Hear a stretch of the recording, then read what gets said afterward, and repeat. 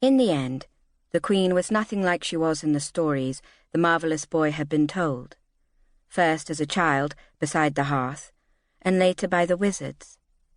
There were no claws, no sharp teeth. She was young. Her pale hair dripped over her shoulders. She opened her blue eyes wide and smiled sweetly at the king. "I do not like him, my darling," she said, not once raising her voice. "I do not like him one little bit." But he is my marvellous boy," stammered the king. He hated to disappoint her. They were only newly wed.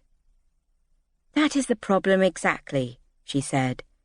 "They tell me he does not age, that he has been here 10 years, yet looks just as he did when he arrived, that his hair has not grown, nor his body.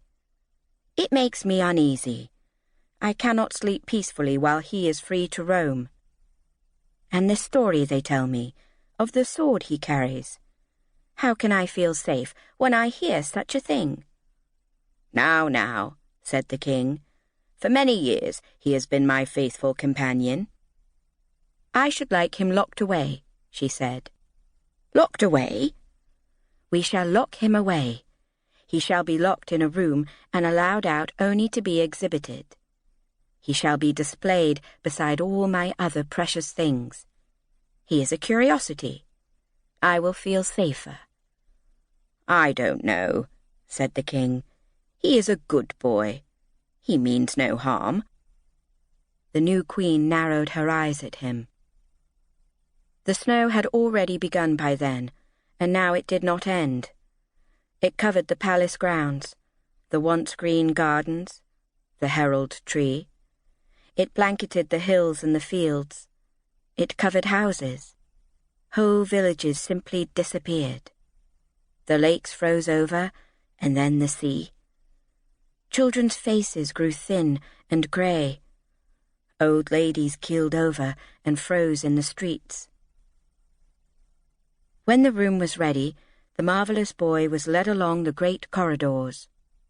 In the palace there were hundreds of rooms and hundreds of staircases and hundreds of glass cabinets. Displayed there were her jewels and her other still trophies.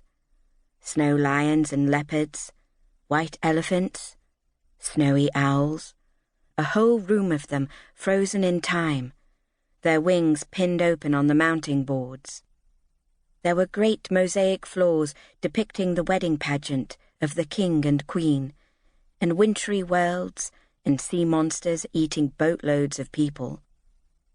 "Whatever made you think of that?" asked the king, about the sea monsters. "It was a story I once heard," said the queen, "and I enjoyed it so. She really was very cruel." The boy did not struggle as he was led to his room. He had struggled already.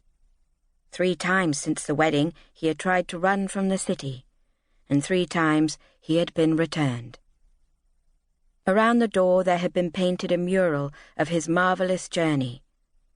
In the mural the boy stood with his magical sword raised, but at the door his sword was taken from him and handed to the king. His satchel, too, which contained the instructions and his compass. The boy looked to the king, but the king would not return his gaze. Inside his room there was nothing but a bed and chair and one window high up. The queen smiled and looked very pleased. She fingered the key on the chain at her throat. "You have failed in everything you set out to do," she said when they were alone, just the marvellous boy and her. "I do not know why the wizards chose you, such a poor, sorry thing. Why did they think you could defeat me?" She did not pause for his answer. "And this charm that is bestowed on you so that I cannot harm you, it is nothing but an irritation. When the charm has worn off, I will run you through with my sword. What are years to me?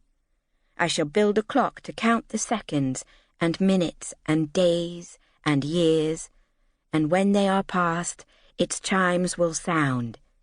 Yes, and I will harm you greatly." She said it very pleasantly, as though she were talking about marshmallows or afternoon tea. "I will find the sword," the boy whispered, "and the one who will wield it."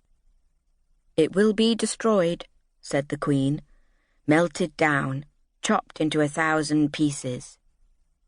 "We will find a way to defeat you," said the boy, which made the Queen very amused, so that she laughed quite merrily. Then she left him there, closed his door, and turned the key.